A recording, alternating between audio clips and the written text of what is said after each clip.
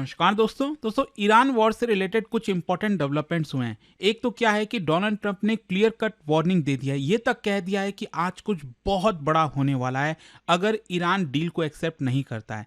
Although अगर आप देखोगे तो ईरान ने ऑलरेडी डील को एक्सेप्ट करने से मना कर दिया। इनफैक्ट अगर आप देखिए तो 10 कंडीशंस लगा दिए हैं वॉर को खत्म करने के लिए। आप देख सकते हो खबर, Iran rejects US cease fire proposal, list demands इन 10 पॉइंट प्लान। तो हम दोनों चीज को देखेंगे कि आखिरकार यूएस क्या क्या चाहता है और जो ईरान है वो 10 पॉइंट प्लान में क्या बोला है एग्जैक्टली यहां पर ईरान की मंशा क्या है, कब ये वॉर खत्म होगी, और साथ ही साथ डोनाल्ड ट्रंप की ये धमकी कि आज कुछ बहुत बड़ा होने वाला है वो एग्जैक्टली क्या, वो सब कुछ मैं आपको डिटेल से बताऊंगा। चलिए आगे बढ़ते हैं। देखिए सबसे पहले तो यहां पर देख लेते हैं यूएस का प्रपोजल क्या था।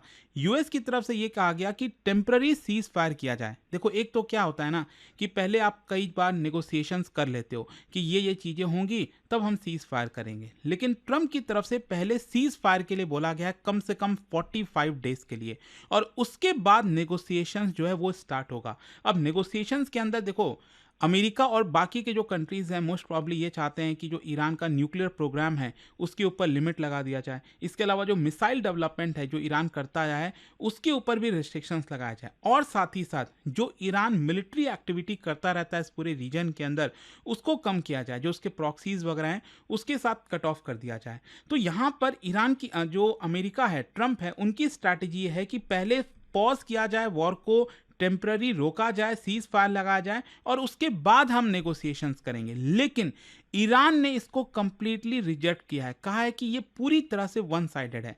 सबसे पहला यहां पर जो कारण दिया जा रहा है ईरान के द्वारा वो है मिसट्रस्ट का। मतलब ईरान का ये मानना है कि यूएस और इजराइल ये जानबूझकर सीज फायर टेम्पररी बेसिस पर कराना चाहते हैं ताकि वो रीग्रुप कर सकें, क्योंकि ये बात तो पूरे दुनिया को पता चली है कि इस पूरे वॉर में अमेरिका को कितना बड़ा लॉस हुआ है। चाहे उनके मिसाइल्स हो गए, जितनी भी चीजें हो गई जो अमेरिका ने एक्सपेक्ट किया था वो हो नहीं रहा है, और उसके बाद वापस से अमेरिका जो है वो अटैक करेगा ईरान पर। तो ईरान इस बात को जानता है, तो ईरान ये कह रहा है कि नहीं, हम टेम्पररी नहीं करेंगे, अगर वॉर को खत्म करना है तो अभी इमीडिएटली पूरी तरह से खत्म करो।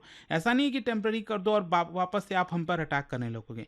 तो यहां पर जो सीज फायर विदाउट गारंटी है ना वो एक प्रकार से ट्रैप हो जाएगा, ऐसा ईरान का मानना है। मतलब मान लो सीज फायर टेम्पररी, मतलब लॉन्ग टर्म कोई सेफ्टी नहीं रहेगी ईरान की। इसके अलावा सैंक्शंस आप रिमूव नहीं कर रहे हो तो इसकी वजह से ईरान के ऊपर इकोनॉमिक प्रेशर और भी कंटिन्यू रहेगा।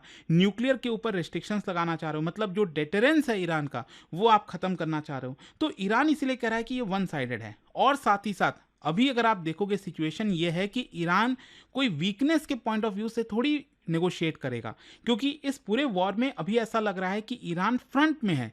ईरान स्टिल कंट्रोल्स की लिवरेज, मतलब ईरान की जो मिसाइल कैपेबिलिटी है, रीजनल प्रॉक्सी नेटवर्क है, जो स्ट्रैटेजिक ज्योग्राफी है, वो अभी भी ईरान के फेवर में है। So that is why it is negotiating aggressively not defensively, ये समझना पड़ेगा। अच्छा, ईरान का जो 10 पॉइंट प्लान है वो समझते हैं कि यहां पर एक तो ईरान ने रिजेक्ट कर दिया, दूसरी तरफ ईरान ने प्रपोजल भेजा है और 10 कंडीशंस रखे हैं कि अगर आप ये चीजें करोगे तो हम इस वॉर को खत्म करेंगे। सबसे पहला है परमानेंट एंड टू वॉर, मतलब टेम्पररी नहीं, फाइनल सेटलमेंट होना चाहिए ताकि आगे चलकर ऐसा ना हो कि वापस से अटैक कर दो। दूसरा कंडीशन है एंड ऑफ ऑल रीजनल हॉस्टालिटीज, मतलब देखो ईरान तो चाह ही रहा है कि उसके ऊपर अटैक ना हो, साथ ही साथ अपने जो प्रॉक्सीज हैं उसका भी ख्याल रख रहा है, जैसे हौतीज हो गए या फिर जो हिजबुल्ला हो गया लेबनान में, तो उन सब का भी प्रोटेक्शन मिले, उनके ऊपर भी अटैक ना किया जाए, ये दूसरा कंडीशन रखा गया है। तीसरा कंडीशन है रिमूवल ऑफ यूएस सैंक्शंस। ये बहुत इंपॉर्टेंट है ईरान के लिए, क्योंकि ईरान की जो इकोनॉमी है वो वैसे ही काफ़ी ज़्यादा कमज़ोर हो गई है। तो अगर ये सैंक्शंस नहीं हटा तो अगेन ईरान को जो डॉलर्स मिलने हैं, जो पैसे मिलने हैं वो नहीं मिल पाएंगे।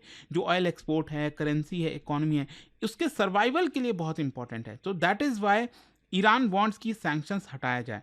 चौथा है रिकंस्ट्रक्शन सपोर्ट। इतना बड़ा जो लॉस हुआ है, अमेरिका ने जिस तरह से बॉम्बिंग की, इंफ्रास्ट्रक्चर खत्म हो गया ईरान का, मतलब आप समझो कि ईरान को बनने में अभी पता नहीं कितने साल लग जाएंगे, जिस तरह से तबाही मचाई गई है। तो यहाँ पर क्या है ना कि जो वॉर डैमेज का कंपनसेशन है वो ईरान क्लियर कट चाहता है। ईरान वांट्स यूएस टू पे कॉस्ट ऑफ वॉर इनडायरेक्टली और डायरेक्टली।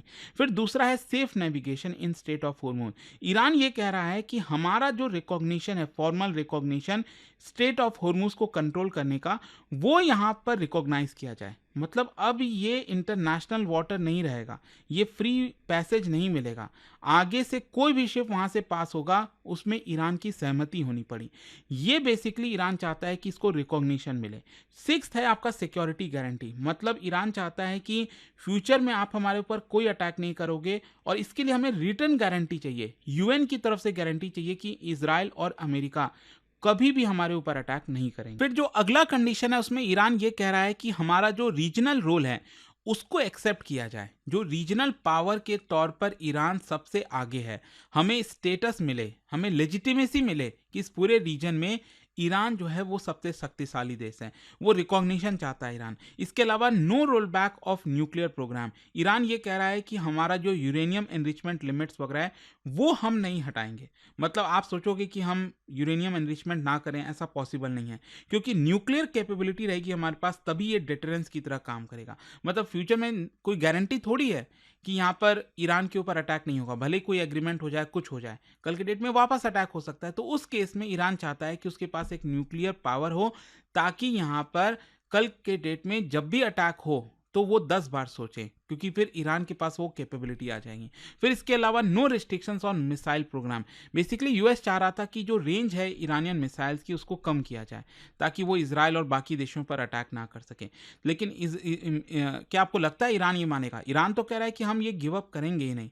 और लास्ट है आपका नेगोशिएशंस विदाउट थ्रेट, ईरान ये कह रहा है कि आप हमें अल्टीमेटम मत दीजिए। डोनाल्ड ट्रंप जिस तरह से ये अल्टीमेटम की बात कर रहे हैं ना, इनफैक्ट अगर आप देखोगे तो ट्रंप ने यहाँ पर एक कंडीशन रखा था, बार बार ईरान को यही बोल रहा है ना, स्ट्रेट ऑफ हॉर्मूज है उसको खोल दो, ठीक है। तो ईरान की बड़ा ही चुटकी लिया ईरान ने कहा है कि देखो हमारे पास तो चाबी उसकी खो गई है। आप समझ रहे हो? तो इस तरह की चीज़ें हो रही हैं और आप देख ही रहे हैं किस तरह से ट्रंप भी बौखला रखे हैं, जो अब्यूसिव लैंग्वेज का इस्तेमाल कर रहे हैं। कई एक्सपर्ट सवाल पूछ रहे हैं कि क्या ट्रंप का मेंटल बैलेंस ठीक है, नहीं है। तो ये सारी बातें होने लगी हैं। खैर, ये जो पूरा सिचुएशन है ना वो बहुत डेंजरस हो गया है। एक तो यहाँ पर 4 मेजर ट्रिगर्स हो सकते हैं। एक तो मान लो यहाँ पर एग्रीमेंट नहीं हुआ, ठीक है, सीज फायर को लेकर कोई सहमति नहीं बनी, एक्टिव मिलिट्री ऑपरेशंस कंटिन्यू रहेगा, हॉर्मूज चौक पॉइंट लगातार अभी भी टेंशन में बना रहेगा, और अल्टीमेटम इंस्टेड ऑफ डिप्लोमेसी, इस तरह की चीज़ें चलेंगी। तो ये कहीं ना कहीं या तो एक बड़ा ब्रेक थ्रू हो सकता है या फिर एक जो मेजर वॉर का एक्सपेंशन है वो देखने को मिलता सकता है। मतलब ये और डेंजरस स्थिति हो गई है। अच्छा, इसी को देखते हुए कल देर रात को, इनफैक्ट मैं सुन रहा था करीब 12-1 बजे के आसपास यहाँ पर जो प्रेस कॉन्फ्रेंस किया गया, डोनाल्ड ट्रंप जो बातें कर रहे हैं वो ये कह रहे हैं that entire Iran can be taken out in one night. एक रातों रात में जो है हम ईरान को पूरी तरह से खत्म कर देंगे। अब वो क्या कहना चाह रहे हैं? हो सकता है 2003 में जिस तरह से इराक वॉर में किया गया, शॉक एंड ऑ डॉक्ट्रिन, मतलब कि यहाँ पर मैसिव एयर स्ट्राइक जो होता है कि ईरान के कोने कोने में जाकर जो है स्ट्राइक किया जाए, साइकोलॉजिकल डोमिनेंस स्थापित किया जाए। इसमें ऑब्जेक्टिव यही होता है कि एनिमी की जो एबिलिटी है टू फंक्शन क्विकली उसको पूरी तरह से कोलैप्स कर दिया जाए। और साथ ही साथ पैरालिसिस स्ट्रैटेजी, मतलब अमेरिका क्या कर सकता है, ईरान की जो पावर ग्रिड है, ऑयल रिफाइनरीज हैं, मिलिट्री बेसेस हैं, कम्युनिकेशन सिस्टम है, सबको टारगेट करेगा, जिसकी वजह से वहाँ की जो सरकार है वो नॉन फंक्शनल हो जाएगी। कुछ ही घंटे के अंदर वो काम ही नहीं कर पाएगी। क्या अमेरिका ये बात कर रहा है? क्या इसकी वजह से वॉर एक्सपैंड नहीं होगा? बहुत सारे सवाल हैं। इनफैक्ट अगर आप देखोगे तो ट्रंप ने ये कहा that Iranian people want to hear bombs. मतलब प्रेसिडेंट ये कह रहे हैं, ट्रंप ये कह रहे हैं कि देखो ईरानियन पीपल हमारे साथ हैं, ईरानियन पीपल चाहते हैं कि अमेरिका आए, जो रिजीम है उसको खत्म कर दे, उसको हटाए। Trump said the Iranian people want to hear bombs because they want to be free. और ओवरऑल अभी तक अगर आप देखोगे ना तो ये वॉर में जब से ये 28 फरवरी से वॉर स्टार्ट हुई है 5200 लोग मारे जा चुके हैं, 5000 से ज़्यादा। ईरान में अकेले 3500 लोग, लेबनान में 1500 लोग, इजराइल में 34 लोग, लगभग गल्फ स्टेट्स में दुबई, कुवैत, जितने भी आसपास के रीजन हैं 41 लोग मारे गए ऑलरेडी। इराक में 108 मारे गए। तो ये स्थिति, अब कितने लोग मारे जाएंगे, क्या स्थिति बनेगी, अब तो ये आज रात तक पता चलेगा, कल तक पता चल जाएगा सुबह तक। तो जो भी अपडेट होगा मैं आपको बताऊंगा। 48 आवर्स का अल्टीमेटम जो है आज रात 8 बजे के बाद हट जाएगा। देखते हैं ट्रम्प क्या करने वाले हैं इसके बाद, क्योंकि ईरान तो किसी भी कंडीशन में डील को एक्सेप्ट करता हुआ लग नहीं रहा है। और जाने से पहले आप सबके लिए एक बड़ा इंटरेस्टिंग क्वेश्चन, क्या आप बता सकते हो इनमें से कौन सी कंट्री ऐसी है जिसका बॉर्डर ईरान के साथ शेयर नहीं होता?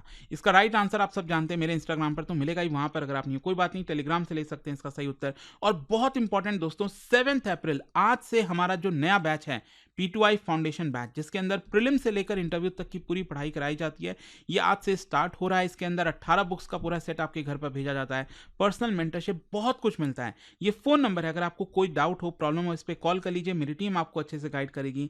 And use this code Ankit live, maximum discount. Study IQ IAS, आपका सिलेक्शन हमारा मिशन।